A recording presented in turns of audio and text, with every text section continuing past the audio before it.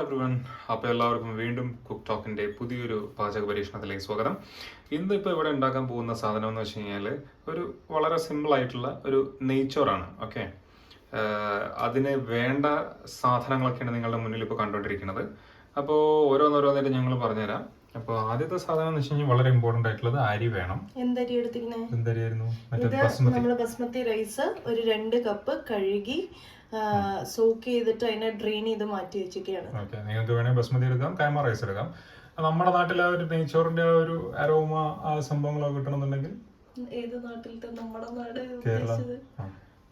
ബസ്മതിയിൽ എന്താ കിട്ടില്ലേ? ബസ്മതിയിലും കിട്ടുമായിരിക്കും, എനിക്കറിയില്ല. ഓക്കെ, അത് ഇനി പറഞ്ഞോ, ബസ്മതി കിട്ടുമില്ലയോ? നിങ്ങളുടെ ഒരു വിചാരത്തിലേ നിങ്ങൾക്ക് കൈമ റൈസ് മാത്രമേ നെയ്ച്ചോറ് ഉണ്ടാക്കാൻ പറ്റുള്ളൂ. ശരി. അപ്പൊ പിന്നെ ഇത് വെച്ച് കഴിഞ്ഞാൽ ഉള്ളിയാണ്, കുറച്ച് ഉള്ളി. പിന്നെ കാഷ്യൂ റൈസിൻസ് മാറ്റി വെച്ചിട്ടുണ്ട്. പിന്നെ ഇഞ്ചി, വെളുത്തുള്ളി, പച്ചമുളക് നമ്മൾ സ്ലിറ്റ് ചെയ്ത് വെച്ചിട്ടുണ്ട്. ബാക്കി ചതച്ച് വെച്ചിട്ടുണ്ട്. ഇഞ്ചി, വെളുത്തുള്ളി. മെയിൻ സംഭവം എന്ന് വെച്ച് കഴിഞ്ഞാൽ ഒബ്സർവ് ചെയ്തൊന്നുള്ള എനിക്കറിയില്ല, പച്ചമുളക് പച്ചയായിട്ടാണ് കേട്ടോ ഇതിന്റെ അകത്തുള്ളത്. ചോപ്പല്ല, സാധാരണ ചോപ്പാണ് ഉണ്ടാവാറ്. ഓക്കെ, പിന്നെ നമ്മൾ ഹോൾ സ്പൈസസ് ആയിട്ട് ഒരു ബേ ലീഫ് എടുത്ത് വെച്ചിട്ടുണ്ട്, ഒരു കഷ്ണം പട്ട, പിന്നെ സ്റ്റാർ അനീസ്, പിന്നെ ഗ്രാമ്പു, ഏലക്കായ. ഓക്കെ, പിന്നെ നമ്മൾ ലാസ്റ്റ് ഗാർണിഷ് ചെയ്യാൻ വേണ്ടിയിട്ട് കുറച്ച് പേരിന് ഒരു 4-5 ഇല എടുത്തിട്ടുള്ളൂ, മിന്റ് ലീവ്സ്. ബാക്കിയൊക്കെ നമ്മുടെ മല്ലിയില തന്നെയാണ്. പിന്നെന്താ, നെയ്യ് ഒരു 4 ടേബിൾ സ്പൂൺ നെയ്യ് എടുത്തിട്ടുണ്ട്. അപ്പൊ നമുക്ക് ഇതെല്ലാം കൂടെ കൂട്ടിയിട്ടുകൊണ്ട് പാചകത്തിലേക്ക് മുന്നേറാം. അപ്പൊ നമ്മൾ ഐശ്വര്യമായിട്ട് വീണ്ടും നമ്മുടെ കുക്കിംഗ് തുടങ്ങാൻ പോവാണ്. നെയ്ച്ചോറിന്റെ ആദ്യപടിയായി പാൻ വെച്ചു. അതിലേക്ക് പാൻ വെക്കാതെ പിന്നെ ഈ സാധനങ്ങളൊന്നും ഇടാൻ പറ്റില്ലല്ലോ. ചെറിയ അടിക്കല്ലേ ഇടേണ്ടത്. ഓക്കെ, അണ്ടിപ്പരിപ്പും മുന്തിരിയും കൂടി ഇട്ടിട്ട് ഇതിനൊന്ന് ഗോൾഡൻ ബ്രൗൺ ആവണ വരെ ആദ്യം ഫ്രൈ ചെയ്തെടുക്കാം.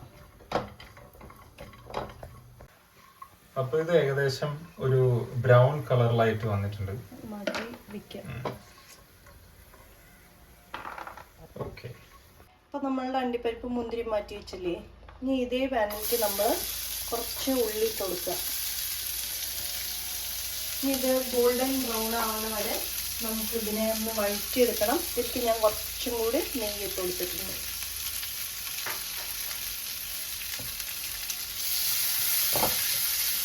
ഉണ്ടാക്കാൻ തുടങ്ങിയ ഉള്ളി ഏകദേശം ഇതായില്ലേ? ഇപ്പൊ എടുക്കാനുള്ളതായിട്ടില്ല, കുറച്ചും കൂടി ഒന്ന് നമ്മളുടെ ഡാർക്ക് ബ്രൗൺ നമ്മൾ ലാസ്റ്റ്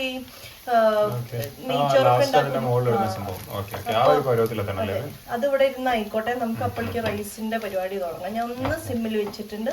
നമുക്കിത് കൂട്ടി വെച്ചിട്ടാണ് ഫ്രൈ ചെയ്യേണ്ടത്. പൊതുവെ നല്ല എണ്ണയിലല്ലേ പൊരിച്ചെടുക്കുക. നമ്മുടെ ഒരു ടേബിൾ സ്പൂൺ നെയ്യിലാണ്, അതുകൊണ്ടാണ് ഇത്തിരി ടൈം എടുക്കും. അവിടെ ഇരുന്നാവട്ടെ, നമുക്ക് ആ ടൈമിലേക്ക് ഇത് ചെയ്യാം. അപ്പൊ നമ്മൾ നേരത്തെ പറഞ്ഞ ആ ഉള്ളി ഏകദേശം ഈ ഒരു പരുവത്തിലേക്ക് കൊണ്ടുവന്നതിന് ശേഷം നമുക്ക് ഇതിന് അവസാന ഭാഗത്ത് അല്ലേ വീണ്ടും കാണാം. അപ്പോ ഈ ഒരു പരുവത്തിലേക്ക് ആക്കി എടുക്കണം കേട്ടോ ഉള്ളി. നമ്മൾ പാനിലേക്ക് ഒരു ചൂടായ പാനിലേക്ക് ഒരു 2 ടീസ്പൂൺ നെയ്യ് ഒഴിച്ചു കൊടുക്കുക അല്ലേ? അതിലേക്ക് ചൂടായിട്ടുണ്ടല്ലേ നമ്മുടെ പാൻ ഓൾമോസ്റ്റ്. തൊട്ട് വെക്കണോ? വേണ്ട, ഇതാ നമ്മളുടെ ഹോൾ സ്പൈസസ് ഇട്ട് കൊടുക്കാം. നമ്മൾ നേരത്തെ എടുത്ത് വെച്ച ഹോൾ സ്പൈസസ്, എല്ലാ സ്പൈസും ഒരുമിച്ച് നെയ്യ് ഒഴിച്ച ശേഷം അതിനകത്തേക്ക് ഇട്ട് കൊടുക്കാം. അപ്പൊ ഇതിന്റെ ഒരു മണം വരട്ടെ, ഒരു മിനിറ്റ്. ഇതൊക്കെ ഒന്ന് പൊട്ടും ലൈറ്റായിട്ട്. മണം വരുമ്പോഴേക്കും നമ്മുടെ മറ്റേ ഇഞ്ചി, വെളുത്തുള്ളി പേസ്റ്റും പച്ചമുളകും ഇട്ട് കൊടുക്കാം. അതിനകത്തേക്ക് അടുത്ത സാധനം ഇതാ വന്നോണ്ടിരിക്കുകയാണ്. നമ്മൾ നേരത്തെ പറഞ്ഞ എന്തായിരുന്നു? ഇഞ്ചി, വെളുത്തുള്ളി, പച്ചമുളക് ചതച്ചത്, കൂടെ പച്ചമുളക്. എനിക്ക് ഭയങ്കര ഇഷ്ടമാണ് സ്മെല്ല്. ഇതിങ്ങനെ ചൂടായിട്ട് വരുന്ന ഒരു മണമുണ്ടല്ലോ. പുറത്തൊന്നും നോക്കിയില്ലെങ്കിലേ ചിലപ്പോ കരിഞ്ഞ്.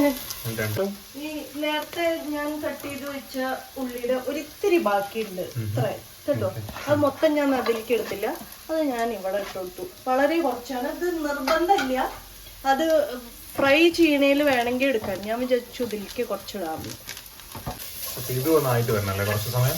ഇതിന്റെ മണം ഓൾമോസ്റ്റ് അങ്ങനെ അതൊന്ന് മാറിയിട്ട് വരണല്ലേ? ഓക്കെ, അപ്പൊ അത് മാറിയിട്ട് വരട്ടെ. ഇതിനകത്തേക്ക് നമ്മുടെ മെയിൻ ഇൻഗ്രീഡിയന്റ് ആയിട്ടുള്ള റൈസ് ഇടാൻ സമയമായിരിക്കുന്നു. അങ്ങനെ റൈസ് നല്ല ചന്തത്തിൽ ഇട്ട് കൊടുത്തു കഴിഞ്ഞതിന് ശേഷം ബാക്കി നമ്മൾ വേസ്റ്റ് ചെയ്യാത്തതുകൊണ്ട്. അതെ, ഇതിനകത്തേക്ക് ഇനി വെള്ളം ഒഴിച്ച് വെക്കാം അല്ലേ? എല്ലാത്തിനും ആദ്യം ഒരു 2 മിനിറ്റ്സിന് നമുക്കൊന്ന് ഇളക്കി ഒന്ന് സെറ്റ് ചെയ്യാം. നെയ്യും എല്ലാം ഒന്ന് പിടിക്കാൻ. അതോ 2 മിനിറ്റ് ഇതിനിങ്ങനെ അല്ലേ ഇളക്കി നന്നായിട്ട് ഇളക്കി കൊടുക്കുക അല്ലേ? ഇളക്കി കൊടുക്കുക. അത് പൊടിയാൻ പാടില്ല. ജസ്റ്റ് നമ്മളിട്ട മസാലകൾ ഇതിലേക്കൊന്ന് പിടിക്കാനേ. Masala in the sense whole spices. അപ്പൊ 2 മിനിറ്റ് നമ്മൾ പെട്ടതിന് ശേഷം ഇപ്പൊ എല്ലാവരും കണ്ടിട്ടുണ്ടല്ലോ, അതൊന്ന് ജസ്റ്റ് നന്നായിട്ടൊന്ന് ഇളക്കി കൊടുക്കുക. അതിനുശേഷമാണ് നമ്മൾ വെള്ളം ഒഴിക്കേണ്ടത്. ഇപ്പൊ നേരെ നമ്മൾ ചെയ്യാൻ പോകുന്നത് വെച്ച് കഴിഞ്ഞാൽ ഇതിനകത്തേക്ക് ഒരു 4 കപ്പ് വെള്ളം ഒഴിച്ചു കൊടുക്കുക അല്ലേ? കാരണം 2 കപ്പ് അരിക്ക് 4 കപ്പ് ഡബിൾ ദ വാട്ടർ. ആ ഒരു ക്വാണ്ടിറ്റിയിൽ എടുക്കുക. വേണ്ട ഉപ്പിട്ട് കൊടുക്കുക. എന്നിട്ട് ജസ്റ്റ് ഇതാ ഞാൻ ഇങ്ങനെ ഇളക്കിയിട്ടില്ലേ, എന്നിട്ട് ഒരു 15 മിനിറ്റ്സ് ഒരു ലോ മീഡിയം ഹീറ്റിൽ ഒന്ന് നമുക്ക് അടച്ച് വേവിച്ചു കൊടുക്കുക. അത്രയേ ഉള്ളൂ പരിപാടി. നമ്മുടെ നെയ്ച്ചോറ് റെഡിയാവും. ഞാൻ ഇതിലേക്ക് ഇതാ ശകലം ഉപ്പ് നോക്കിയിട്ട് വേണ്ട ഉപ്പ് ഇട്ട് കൊടുത്താൽ മതി. കൂടിക്കഴിഞ്ഞാൽ ഒന്നും ചെയ്യാൻ പറ്റില്ല. ഏകദേശം എല്ലാം ആയി കഴിഞ്ഞു. ജസ്റ്റ് ഒന്ന് ഇളക്കിയതിന് ശേഷം നമുക്ക് അടച്ചു വെച്ച് വേവിക്കാവുന്നതാണ്. അതെ, പൈസ അടച്ചു വെച്ചോളൂ.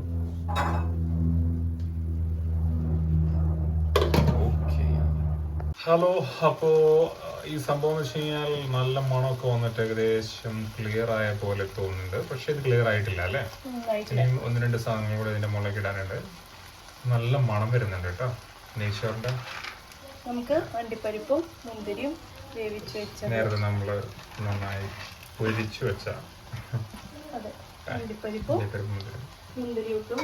പിന്നെന്താ നമ്മൾ പൊരിച്ചു വെച്ച ഇതിന്റെ ഒപ്പം തന്നെ നേരത്തെ എടുത്ത് വെച്ചിരിക്കുന്ന നല്ല ഉള്ളി, നല്ല 1-ാം തരം അതും പൊരിച്ചത് വളരെ നൈസായിട്ട് ഇട്ട് കൊടുക്കും. ഇപ്പൊ തന്നെ കാണാൻ തന്നെ നല്ലൊരു രസമുണ്ട് കേട്ടോ. നമുക്കതിന്റെ മുകളിലേക്ക് കുറച്ച് നമ്മൾ ആദ്യമേ പറഞ്ഞ ഇത്തിരി പുതിനയില, എന്നാൽ ഇത്തിരി പുതിനയിലയും ഒത്തിരി മല്ലി ഇലയും കൂടെ ഇട്ട് കൊടുക്കുക. അതിന്റെ മുകളിലേക്ക് നമ്മുടെ കുറച്ച് ബാക്കി വന്ന, അല്ലെങ്കിൽ നിങ്ങൾക്ക് വേണമെങ്കിൽ ഇടാം, വേണ്ടെങ്കിൽ സ്കിപ്പ് ചെയ്യാം. നമ്മൾ ഓൾറെഡി എടുത്തു വെച്ച 4 ടീസ്പൂൺ അത് അതിനകത്തേക്ക് കൊടുത്തതിന് ശേഷം നമ്മൾ ഒന്ന് ഇളക്കിയിട്ട് നൈസായിട്ട് ഒന്ന് ഇളക്കി കൊടുക്കുക. എല്ലാം ലോ എന്താ പറയാ സിമ്മിൽ വെച്ചിട്ടാട്ടോ നമ്മൾ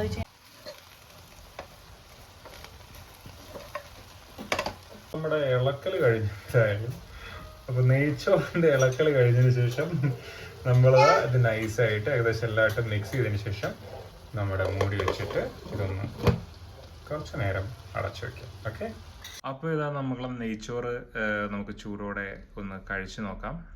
സോ നല്ല കുറച്ചും കൂടി ഇട്ട് മണം കേട്ടപ്പോൾ സോ ഞാനൊന്ന് ട്രൈ ചെയ്ത് നോക്കട്ടെ ഇത് എങ്ങനെ ഉണ്ട് എന്നുള്ളത്. ഇതിങ്ങനെ നമുക്ക് ഇതിനെ നല്ല സാലഡിൻ്റെയോ ചിക്കൻ കറിയോ മട്ടൻ കറിയോ ബീഫോ എന്തിൻ്റെ കൂടെ വേണമെങ്കിലും സെർവ് ചെയ്യാം. എങ്ങനെയുണ്ട് പറയൂ? നന്നായിണ്ടോ? നിങ്ങളെല്ലാവരും ഇത് ട്രൈ ചെയ്യണം. കൈമ റൈസ് ഇല്ലാത്തതിൻ്റെ കുഴപ്പമുണ്ടോ? ഇല്ല, ഇത് ഞാനിപ്പോൾ 2 രീതിയിൽ ഞാൻ ചിക്കൻ മറ്റേ നെയ്ച്ചോറ് കഴിച്ചിട്ടുണ്ട്. ഇത് വളരെ നന്നായിട്ടുണ്ട് കേട്ടോ. ഇപ്പം നമ്മൾ കയമ തന്നെ വേണമെന്നില്ല, നിർബന്ധമില്ല. അപ്പോൾ ഇതെന്തായാലും എല്ലാവരും ട്രൈ ചെയ്യുക. അപ്പോൾ എനിക്ക് പറയാനുള്ള കാര്യം എന്ന് വെച്ച് കഴിഞ്ഞാൽ ഒറ്റ കാര്യമേ ഉള്ളൂ. അതായത് ഈ വീഡിയോ നിങ്ങൾക്ക് ഇഷ്ടപ്പെട്ടിട്ടുണ്ടെങ്കിൽ, ഇഷ്ടപ്പെടും തീർച്ചയാണ്, എന്നാലും ഇഷ്ടപ്പെട്ടിട്ടുണ്ടെങ്കിൽ ഞാൻ പറയുകയാണ് ലൈക്ക് ചെയ്യുക, ഷെയർ ചെയ്യുക, സബ്സ്ക്രൈബ് ചെയ്യുക. അപ്പോൾ അടുത്തൊരു വീഡിയോയിൽ കാണുന്നവരെ ബൈ.